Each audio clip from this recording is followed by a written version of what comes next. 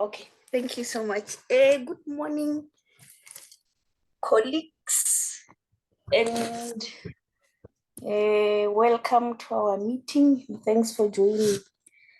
I am wearing our chairperson's hat today because he's attending to other matters.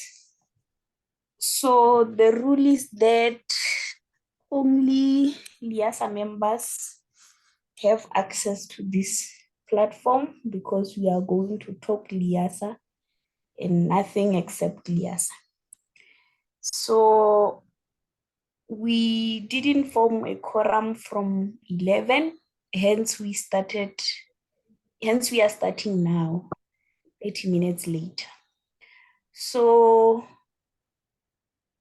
I want to welcome you all to this important LIASA meeting, and I'm hopeful that we will all participate so that we'll have our branch operating very well. Now, as you can see on the screen, I'm presenting the agenda. We have opening, we have determining a quorum, we've done that. I've welcomed you. We need to confirm agenda. There is attendance and apologies. We are going to also check the minutes from a previous AGM so that we check if there are any developments. We will have the chairperson report, the treasurer's report, and matters under general.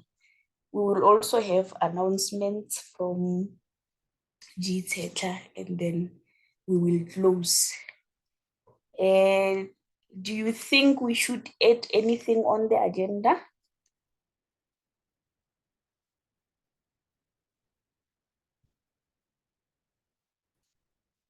Any input on the agenda?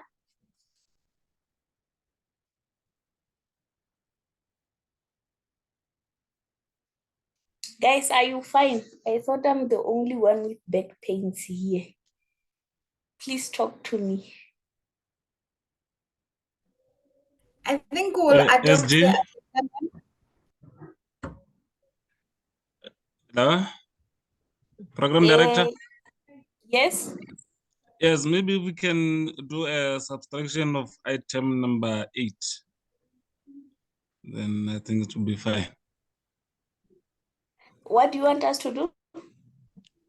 To remove item 8, as we have reported last, so we no longer have a budget in the branches.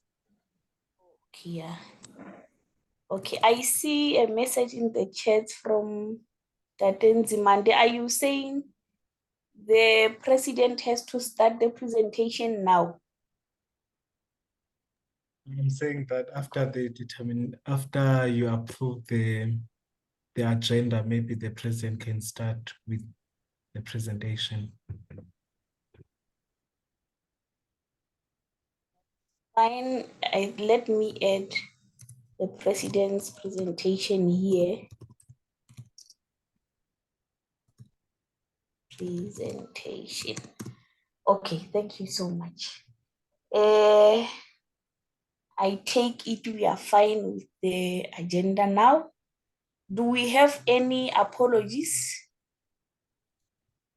I've mentioned earlier that our acting chair-elect will not be with us today because he's attending to some personal matters.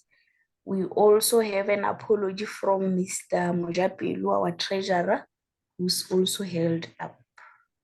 Any apology from your side, colleagues?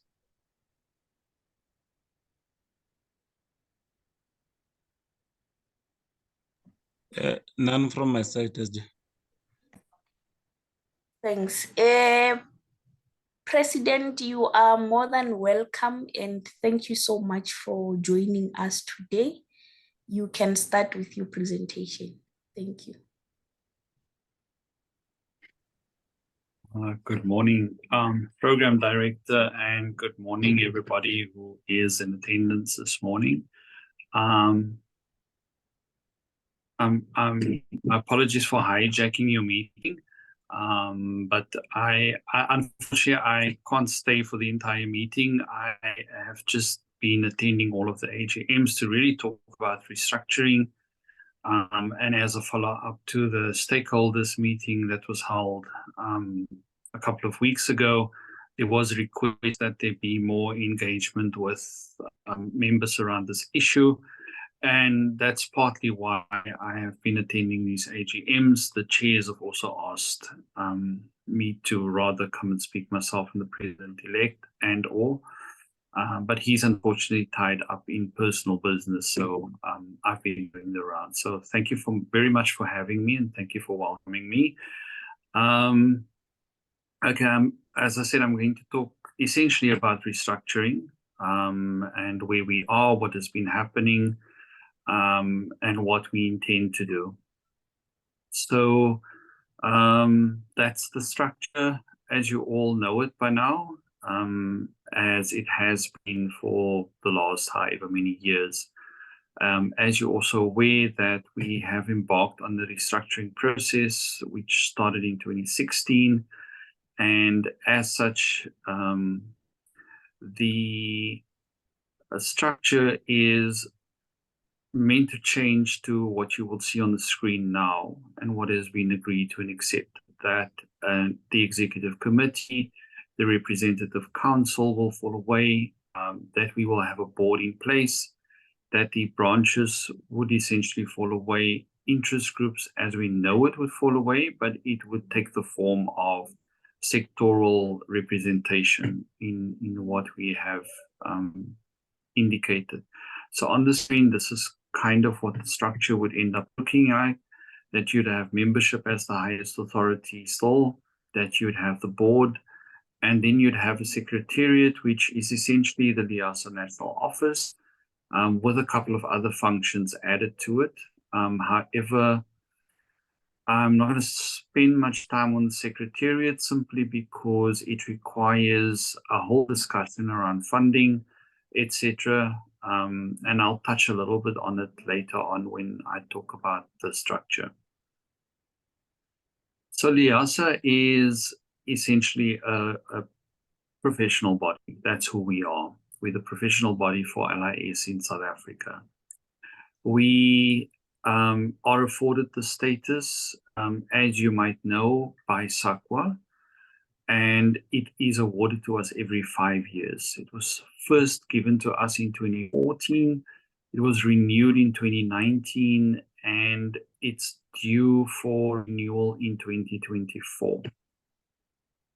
In this 5-year period between the awarding and the renewal, there is a mid-year assessment that SAQA does. They come to LIASA as a professional body. They will ask for certain documentation and for us to show certain things to them in terms of how we are governed, how our processes work, etc.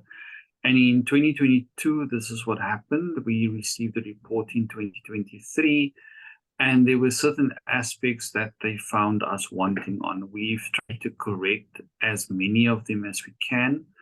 But one of the aspects that they noted to us was the fact that we did not have a board in place. So if you have been to previous AGMs, you would have heard my predecessor, Nikki Crowster, always talking to you about the fact that we align with the principles of the King 4 report on good governance. And in terms of Principle 7, it recommends that there should be boards, that they should comprise of appropriate balance of knowledge and skills, etc., as it's written on the screen there. That the board is elected by the membership. So much like we have EXCO and REPCO, etc., that's how the board is populated. But because SAQA noted this as a particular thing that was lacking in our governance, although they accepted the fact that we had a representative council as a governing structure, they did make note of the fact that we do not have a board. And so what we have now put on the table is in realization of the fact that we are a professional body, we have the renewal status coming up in 2024, and as far as possible, we want to satisfy the requirements from SAQA so that we're not found wanting again in terms of this particular aspect. So in terms of the board itself, our recommendation is that it has a 3-year term of office. But again, that will be up to membership to decide whether that is what they're in agreement with. We are proposing that the board is composed of 13 members, that there will be representation of all the sectors, that there will be subcommittees formed to support the work of the board. And I'll speak a little bit later about some of those substructures that needs to be there. In terms of the actual composition of these 13 members, there is the proposal on the table that we will have elected positions as well as appointed positions. So in terms of the elected positions, we are proposing that there will be, much like we have now, there will be a president-elect, and then the change is really that there would be 5 sector chairs. It'd be a sector chair for public libraries, for higher education, for school libraries, for special libraries, and then for LIS education. In terms of the appointed positions, there's the LIASA National Office Manager, and we are also proposing that there be 5 additional members appointed to the board that would specifically have expertise and skills that is needed on the board but might not be present in the board at that particular time. So this could include things like somebody with finance expertise and skills, somebody with marketing, with advocacy, etc. Because remember, in this to be structure that we're proposing, there is no, for example, elected PRO, there's no elected treasurer. In terms of the governance substructures, what we would then have is an executive committee of the board. We'd have a finance, audit, and risk committee, and we'd have a nomination committee. Those 3 committees would be made up of members of the actual board. But we'd also have the CPD committee, the professional body committee, and the community of practice advisory committee, which would be made up of other people not necessarily on the board, but each one of these committees will be headed by someone who is a member of the board. Okay, so that's kind of the composition of the board. And so now I want to talk a little bit about what is the impact and the repercussion of what we are proposing. So I want to start off by saying, and if you've attended the stakeholder meeting, you would know about some of the comments that was posed to us. So our intention has never been and will never be is not to put the association at risk. However, with what we have done and what we have put on the table, there is a risk to the association. And as the president and on behalf of EXCO, I do want to apologize and say it was not our intention to put the association at risk. Our main aim in doing this is to bring restructuring to a head, to have the new structure in place, and from there start driving the association forward in terms of being a professional body, having all the governance structures in place as required, and building the association into what it is and what it will potentially be. So in May, we had a representative council meetings, and one of the things we specifically talked about was restructuring as well as its impact on elections. We've also noted the fact that we have appointed an attorney who is looking at the constitution, the restructuring, the proposed structure, and how that impacts on the constitution. So the attorney's task is to look at all of these things and then advise on what needs to change in the constitution. However, these particular discussions and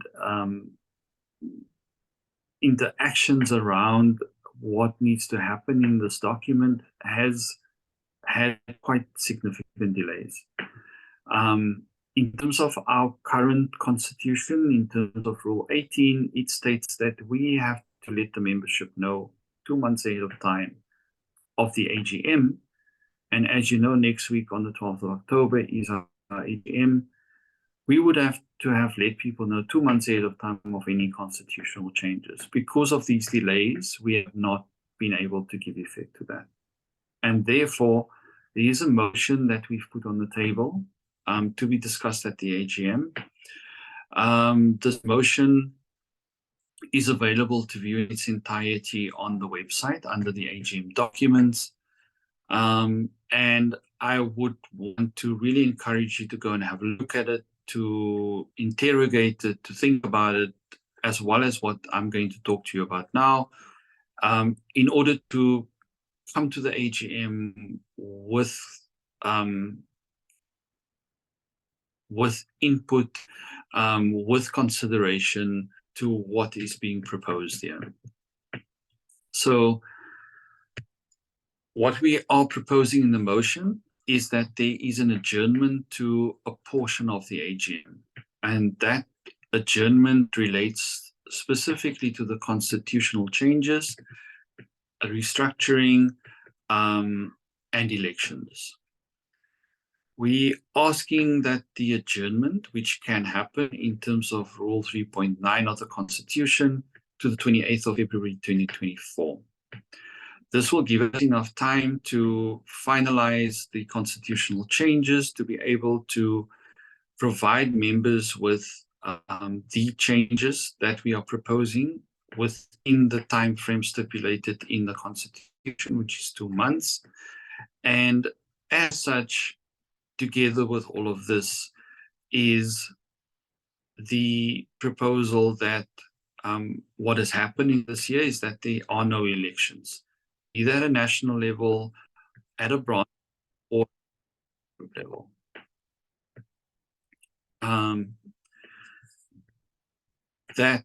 So because we are proposing that there are no elections, we are then also proposing that the current national executive, and we're talking specifically about the elected positions. So we're talking about the president-elect, the treasurer, the PRO, and the secretary would remain in place. And their task is to complete the restructuring process. The original motion we wrote, we had proposed that the current Rep Council remain with the incoming chairs taking up their positions. But because of some of the feedback at the stakeholders meeting and following that meeting, the continued discussions with Ellen Thijs, Nikki Krauster, Leila Vahed, there has been a slight amendment to that motion, which is now available on the website. So what this motion is therefore proposing is that it's those 5 elected positions, together with 5 members of the current, or a maximum of 5 members of the current representative council, and a maximum of 5 more nominated ordinary LIASA members. And together with those people, they would then form the interim, what will be known as the interim council. And they'll be in place until the implementation of the new structure. At the implementation, or the interim council would then prepare for the adjourned portion of the AGM that we're proposing must take place on the 28th of February 2024. At this proposed adjourned portion of the AGM, what we are hoping what will happen there is that there'll be an adoption of the proposed constitutional changes, the adoption of the new structure, and that at that point, once those are adopted, that the interim council will then prepare and set a date for the special general meeting. That the date for the special general meeting must happen no later than 3 months after the adjourned portion of the AGM. So adjourned portion of the AGM, 28th February 2024, The special general meeting would then have to take place no later than 28 May 2024. At this SGM, the interim council will dissolve. The interim council will at that point have conducted elections. They would then announce the election results. The office bearers will then take up their position on the board as indicated. And at the end of that SGM, they will then take office.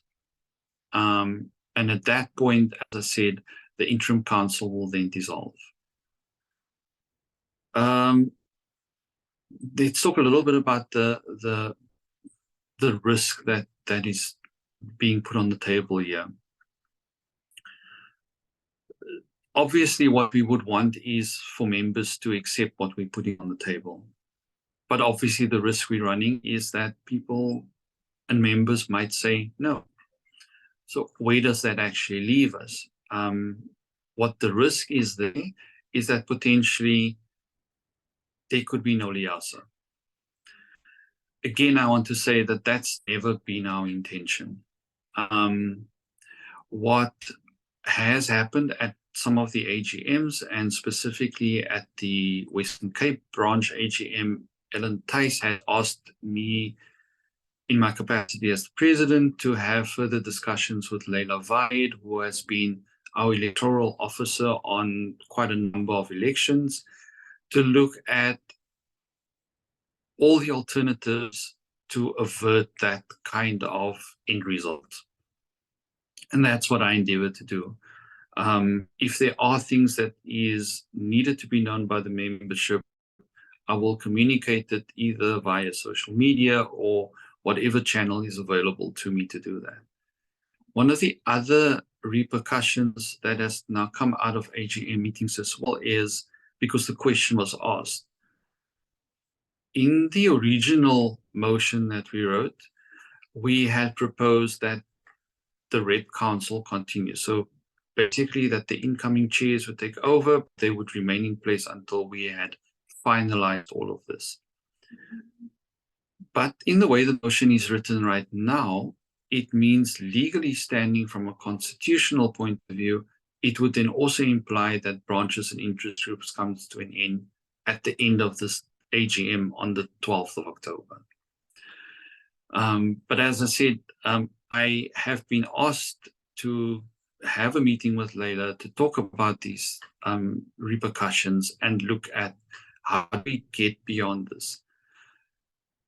The reason why I also needed to engage with the motion, to engage with what is written there, is that, remember, this motion gets tabled at the AGM, and at that point we will have discussion around all of these things. At that point, as a member, you will have the opportunity to, for example, come up with an alternative proposal to what we're putting on the table.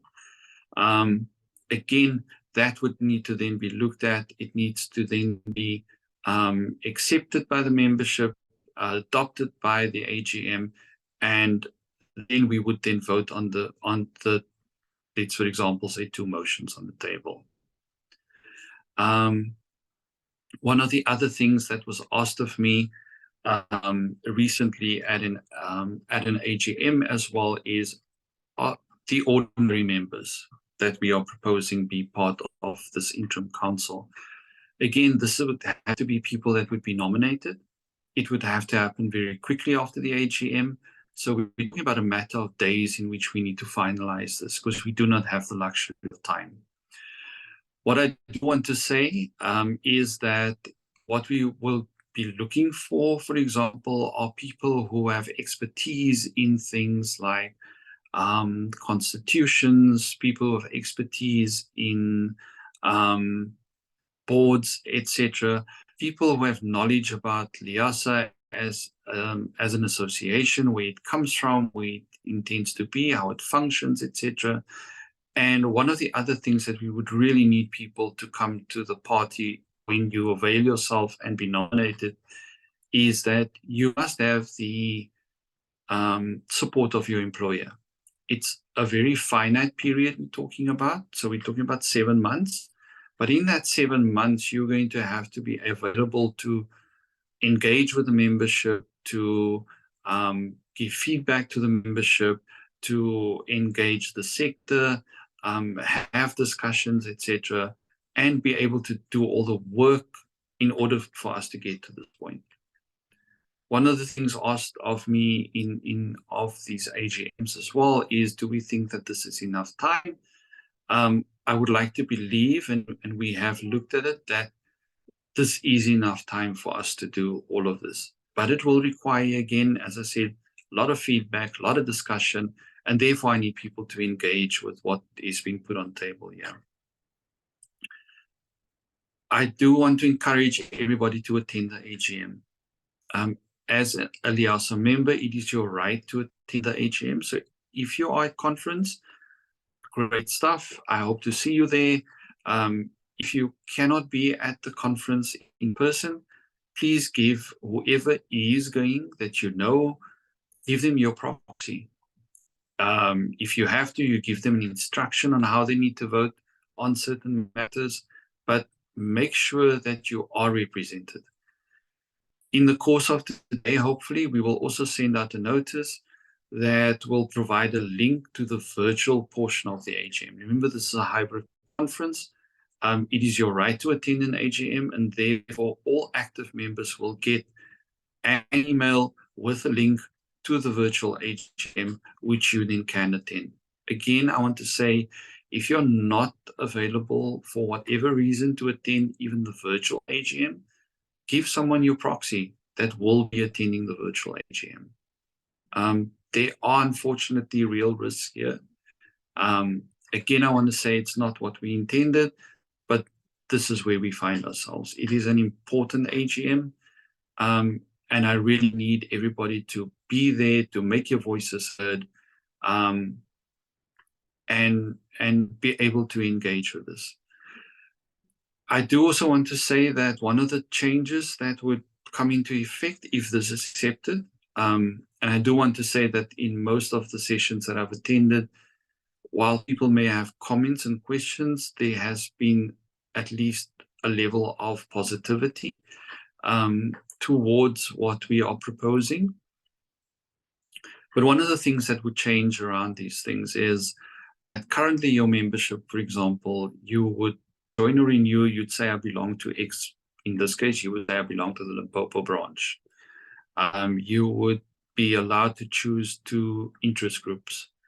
In the to-be structure, and what we need to change in terms of moving forward is that when you join and renew, the database will ask you, which sector do you belong to? So are you a public librarian? Are you an academic librarian, a school librarian, etc.? And so when you vote for people to be on the board and represent your sector, it will show you who belongs to the sector, who is eligible to be nominated in that sector, and who you can then obviously ultimately vote for to represent you on the board in that sector. And that's a huge change in terms of how our database runs, how people engage with nominees, how you nominate, etc. But we believe that this is the way that we need to run moving forward. Yes, I know there are particular issues within a province, within a branch, etc. But very much things we hope will run more consistently across the association once we have moved this way.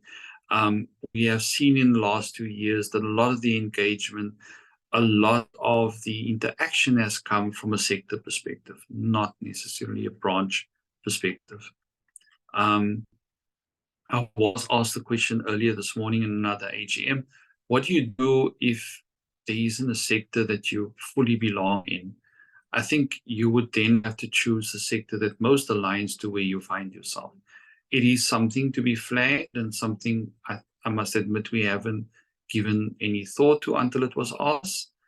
But again, what I do also want to encourage you, I am going to ask you to engage with me after I've done talking, ask me any questions, make any comments, etc. There's a lot to take in. And if you are not right now thinking of a question or a comment, etc., I do want you to go away and I do want you to think about it. And if you do have a question, please feel free to email me, email the president-elect, and pose your question to us. If you are attending conference, come and meet with us, come and talk to us. It is important that we actually engage on this topic. I'm going to stop there and I'm going to turn back to the program director. And as I said, through you, program director, people are able to ask me any questions, make any comments, etc. And I'll try my best to actually respond to those. Thank you very much. Thank you so much, President, for your well-prepared presentation. That was insightful and informational. Colleagues, you are welcome to ask the President any burning question regarding the presentation. Anyone with a question, you are more than welcome to raise your hand. Or put it into the chat.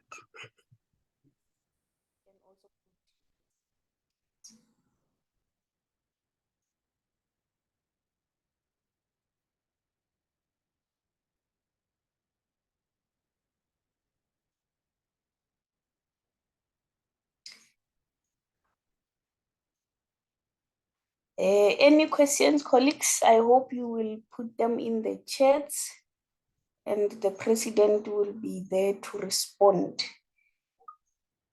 Now let us move on with the program. I just want to share the screen again. Okay. Sorry, program director.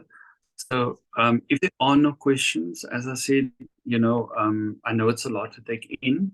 Unfortunately, I do have to leave. But if there are any questions, please gather those. Apelele is on the call with you as well for the duration of the meeting. Apelele can let me know what the questions are, if there are any in the chat later on. And as I say, feel free to email me, email the secretary, the president-elect. Let us know what your thoughts are. So thank you very much for allowing me to address you, and I wish you all the best for the rest of your meeting. Thank you. Okay, thank you so much, President Dear. Indeed, we will forward the questions if there are any later on. Thank you so much. Colleagues, the president shared his email address and I'm going to write it in the chats as we move on with the program. Now we are on the minutes of previous AGM meetings and I'm going to start sharing them now.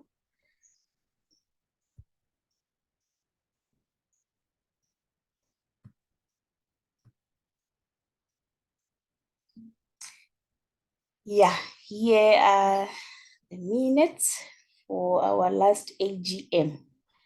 We had our AGM on the 12th of September last year on Zoom, and we had our opening session that was done by our very own Chair Kola. So I suggest you all go through this meeting, the minutes with me, and tell me if you feel I need to rectify anything or if you feel you need update on anything. We are on our first page.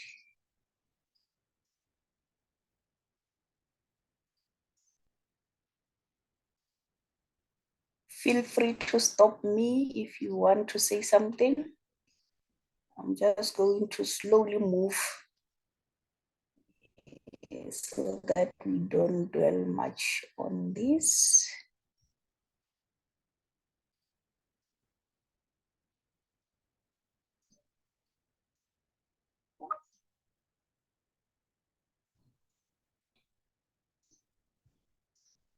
Any question on the first page?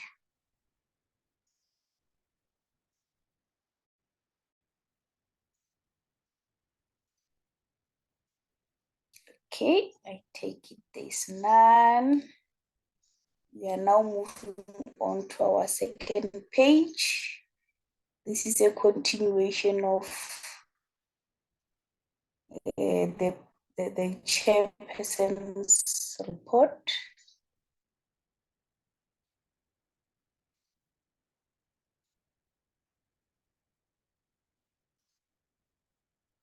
You will tell me if I need to stop.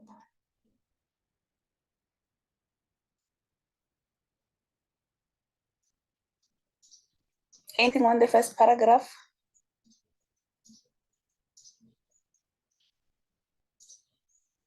Are you guys crying? Or what is it, baby? Anything on the second and third paragraphs?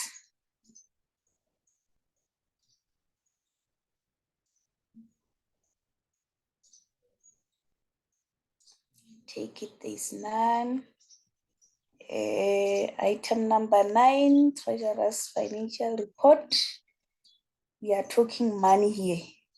Anything on this report?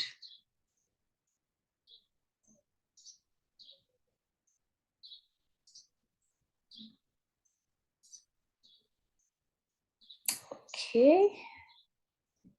Then we come to the end of the minutes of previous session. Now we are going to move to the chairperson's report. But before we move to chairperson's report, maybe I should check in the chats if there's anything that you posted. Okay, there's nothing. Guys, are you saying you are satisfied with the minutes? Are you saying we typed everything and we captured everything correctly?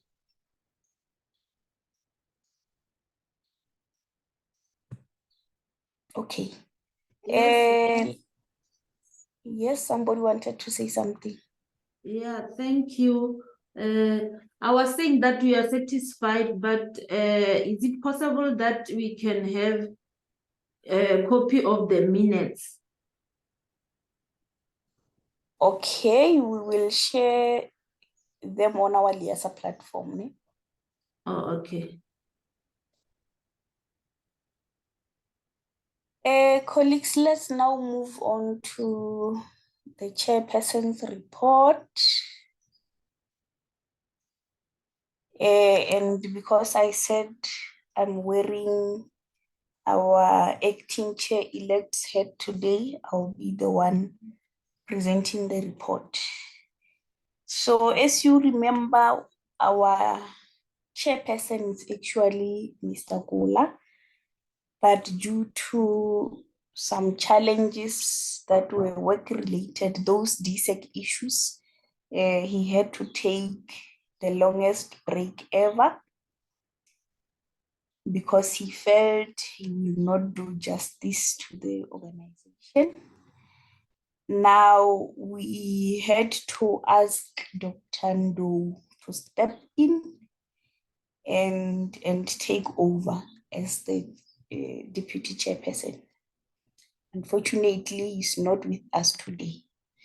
So Dr. Ndo was invited to a LIASA Rep Council, and that happened in May this year.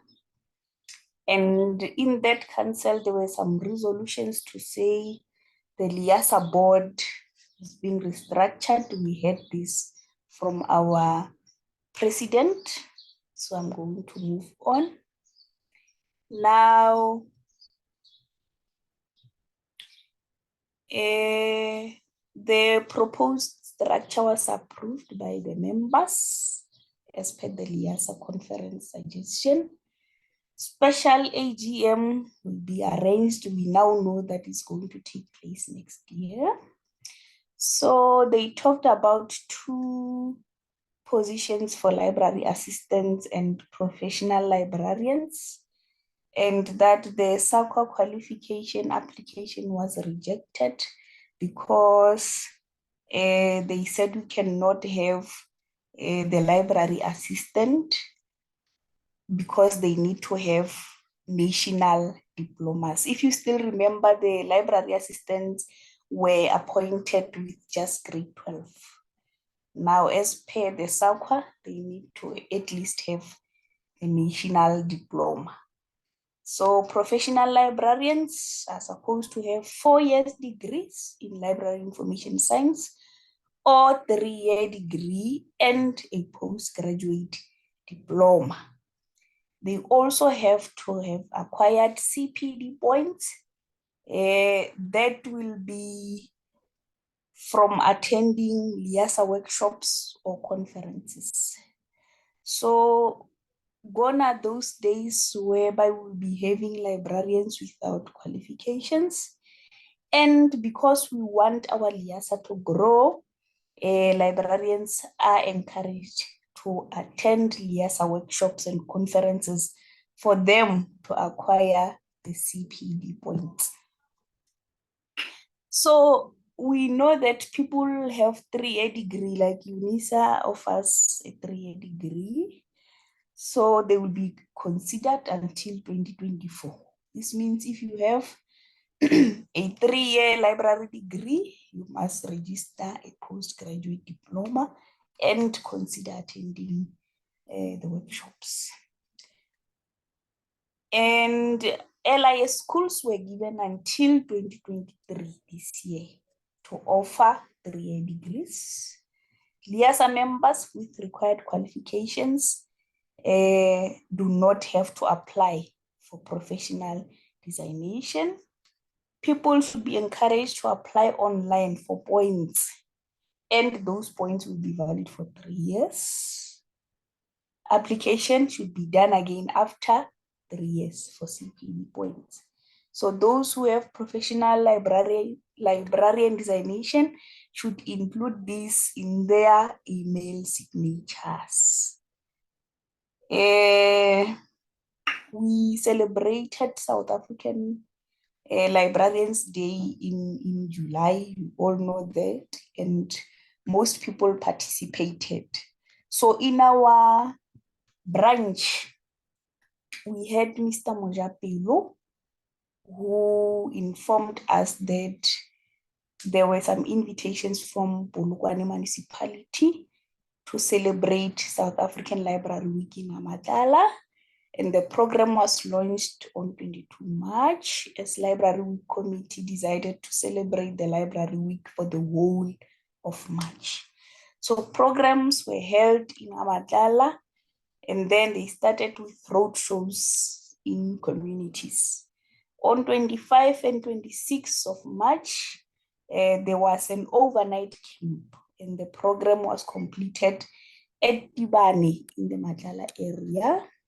All municipal libraries were visited. Mr. Ndo also during that week was invited at the Makhado municipality, and he had to give a message of support as the LIASA chairperson. Now, when we started this year, we had a plan of action, operational plan, and it has got some planned activities for the whole year. So far, we celebrated Library Week. We had research methodology workshop, and we looked for the gurus in this field, but we could not find anyone available, and I had to take over. And in that workshop, we discussed the qualitative, quantitative, as well as mixed method research and how to go about employing those research approaches. We also had public library advocacy, and this was actually done by Mr. Morale Mticheng. He's based at the National Library of South Africa here in Pretoria. And he had a very, very detailed presentation on library advocacy, because he felt we need to ensure that communities are utilized, and we can only ensure that people use libraries if we tell them about these libraries.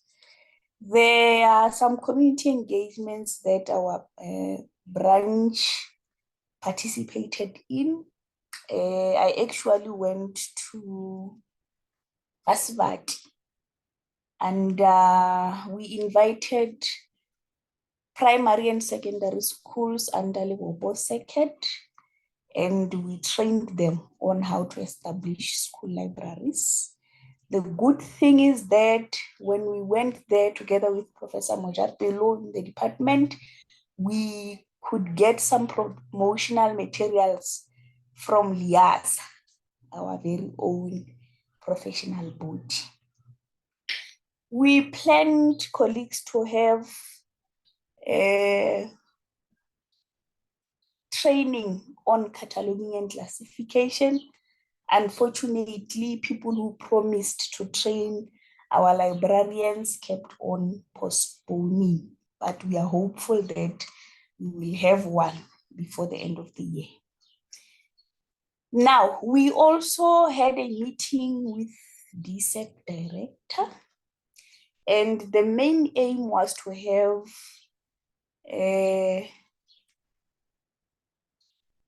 a clear and fruitful relationship with the department, because remember, Department of Sports, Arts and Culture has got a mandate to cater for these public libraries. So we have lots and lots of librarians based at the DSEC.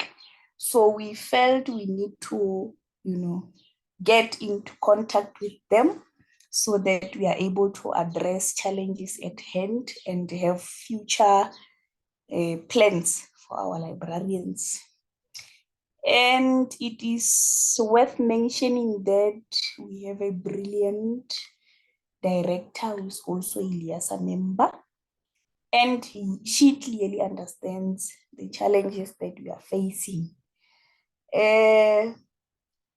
Remember, Mr. Kola had to take a break because there were some challenges on his appointment at DSEC, and lawyers were even involved there.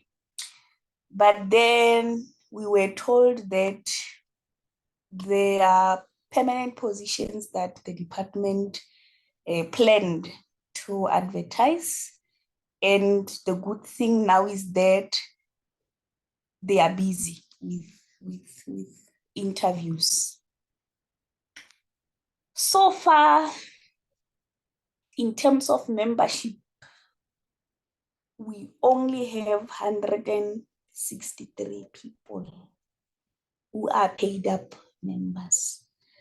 So we are calling upon you guys, colleagues, to help us advertise LIASA and have students as well to join our profession. The main challenge that we are facing in our branch is that attendance of meetings is very poor. Like even today, we had to wait for some time because we didn't form quorum and all that. So we are encouraging you colleagues to join us in these meetings. And we have realized that in some instances, we will have some complaints on WhatsApp and other social media platforms. But when it's time for us to meet and make some resolutions, people who have complaints are nowhere to be found. So we are encouraging you colleagues to help us spread the word and have our memberships that's growing. That's all from the chairperson's office. Do you have any question?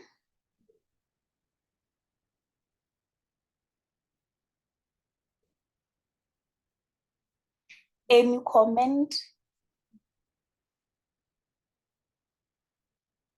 Any amen? Amen. Thanks, PRO. Anyone from? Amen.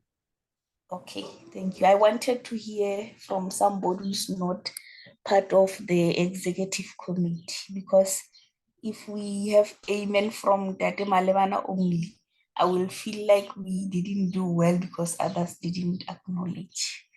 Then if you don't have questions, thank you so much. Do you think we need to discuss anything under general?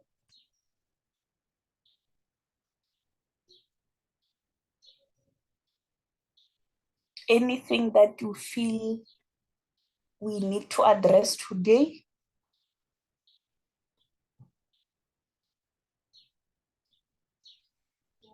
If there's nothing, then Jamin, are you here?